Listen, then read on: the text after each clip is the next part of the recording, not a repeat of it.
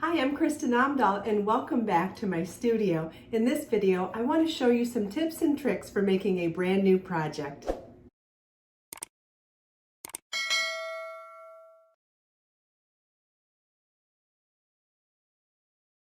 This is video part 3 for the Brooklyn shawl. In video part 1, I showed you how to make the first motif. Then in video part 2, I showed you how to work the rows of the first triangular band right onto the edge of the first motif. And now in video part 3, I'm going to show you how we go from bands of rows of stitches to adding motifs back to this section as well. So all of these motifs will be worked exactly the same way as the original motif through round 3, and it's on the final round 4 that we'll be modifying slightly so that we can join it along this edge. So and if you need a reminder on these motifs, you'll just need to go back and watch video part 1. In these 7 double crochet sections, it will be that 4th center double crochet that we will be joining after that stitch with a slip stitch inside V-stitches along this edge. So just for spacing wise, we're going to be joining this motif in the next 2 shells, the center double crochet in each cell. We're going to be joining one in the first V-stitch, skipping the next V-stitch, and joining in the next V-stitch. So let me show you how we do that. We're going to work 4 double crochets in the next chain 2 space in our established pattern on round 4 of the motifs. So there's our 4th double crochet now. So after the 4th double crochet, we'll slip stitch into the first V-stitch, and then come back to our working motif and finish up that shell with 3 more double crochets in that same chain 2 space.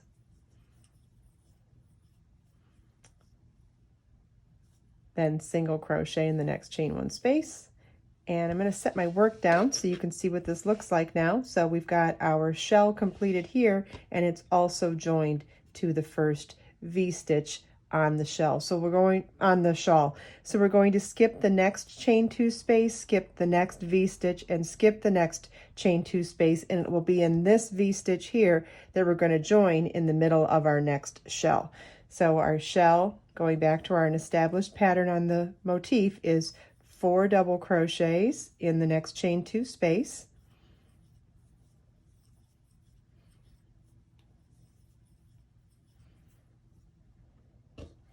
then slip stitch into that specified V-stitch that we just recognized, and then working back on our working motif, work 3 more double crochets in the same chain 2 space after working that slip stitch in the adjacent triangular band.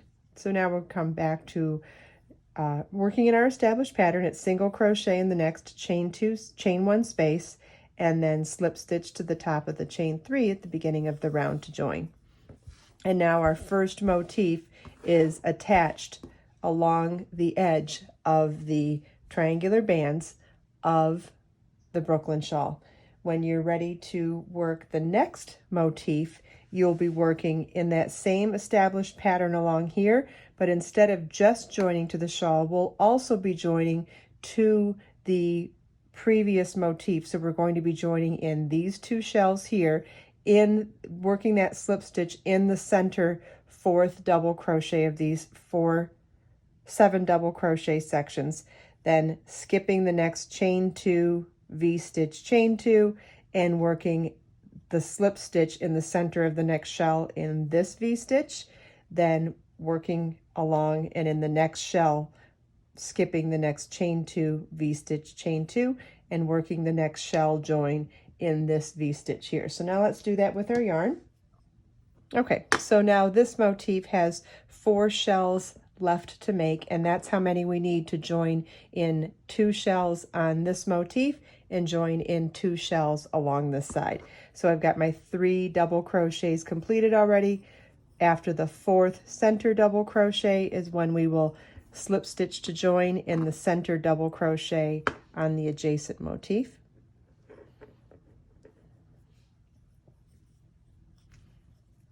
Three more double crochets in that same chain 2 space.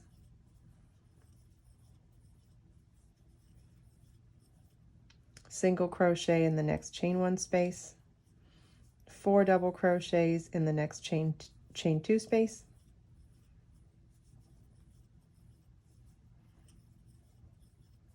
then slip stitch to join in the center double crochet of the next shell on that same adjacent motif, then coming back to our working motif, 3 more double crochets in that same chain 2 space, single crochet in the next chain 1 space. And I'm going to set my work down at this point so you can see what we've done so far. We've joined in 2 side-by-side shells in the adjacent motif. So now we need to join the next 2 shells the same way we did these 2 shells up here. So we'll work the next join here, and then we'll work the next shell join here.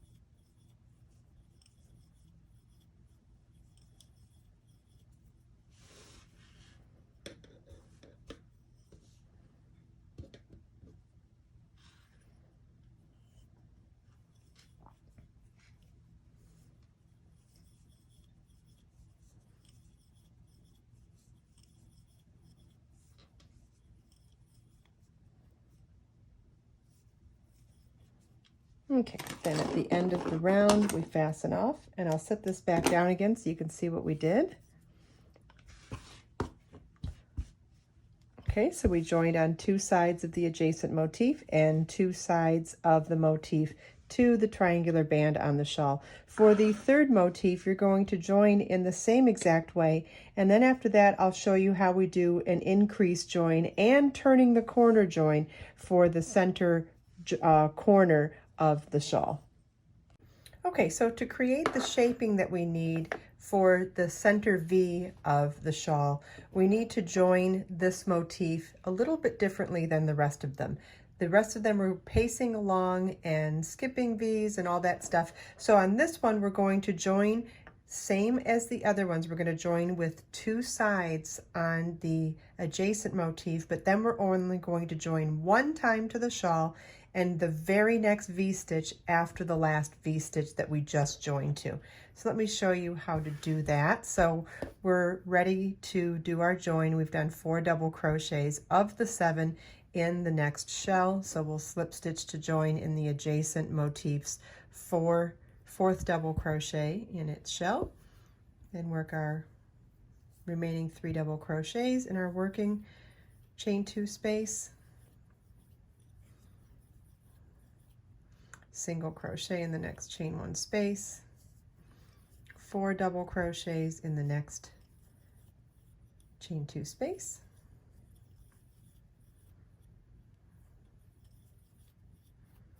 slip stitch to the 4th double crochet in the next 7 double crochet shell on the same motif, 3 more double crochets in the same chain 2 space,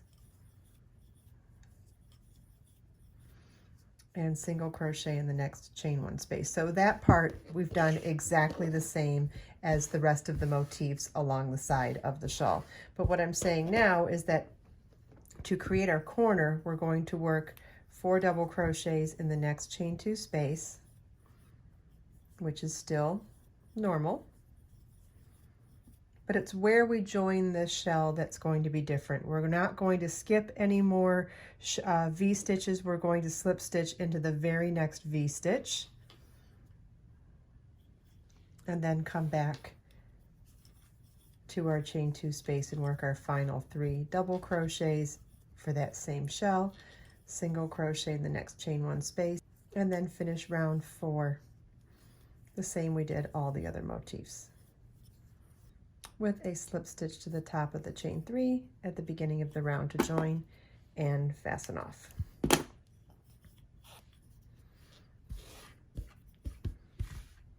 Okay, so when we join the very next motif now, it will be joined here, here, the very next V-stitch, skip the next V-stitch, and here. So what we're going to be doing is mirroring everything we did on this side. We will now mirror what we do on this side. And everything that you need to make this shawl, you've actually learned now. So all the fundamentals that we learned for joining along the edge of a motif, we will now do that as we join our second triangular band along the outer edge of these motifs. And then when we join our next band of motifs to that band, it will be done in the same fundamentals as we did for joining these motifs to this band here.